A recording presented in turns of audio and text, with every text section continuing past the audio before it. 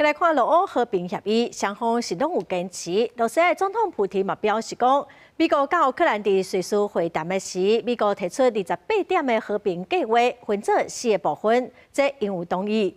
也毋过，伊嘛讲，若乌克兰无愿意放弃罗西亚军队目前控制的地区，罗西亚嘛扩大来行动来范围。 从欧洲西比路的罗西亚总统普京今日去大厅，对罗西亚甲乌克兰和平协议的进度，伊表示，正常甲美国的谈判代表来针对和平协议讨论，也制定28点的计划，过来交予美国向乌克兰提出，美国甲乌克兰也伫瑞士一个瓦举行会谈。Нужно разделить на 4 составляющих отдельных. В целом, да, и нам это все было передано. В целом мы согласны, что это может быть положено в основу будущих договоренностей.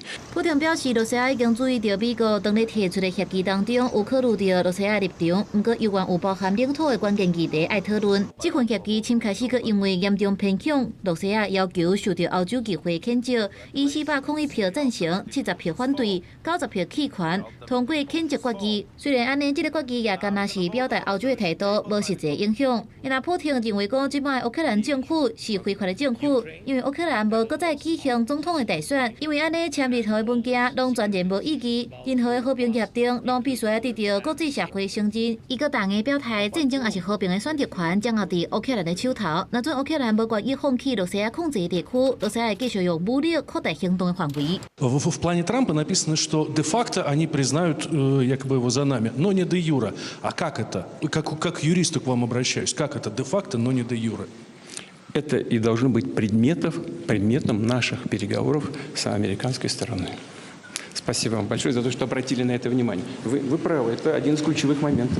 目前，乌克兰的总统泽伦斯基已经表示，美国甲乌克兰会伫后礼拜举行进一步的会谈，伊会和双方的代表团出席会议。外媒报道，罗西亚目前占大约20%乌克兰的领土，包含卢甘斯克、顿内茨克、赫尼熊等等的所在，面积有115600平方公里，是2022年以来推进速度上紧的一年。 虽然北京甲美国总统川普对和平谈判的外交进展表示乐观，但是欧洲各国犹原质疑罗西亚敢真正有心要结束战争。公司新闻，但是同朋友。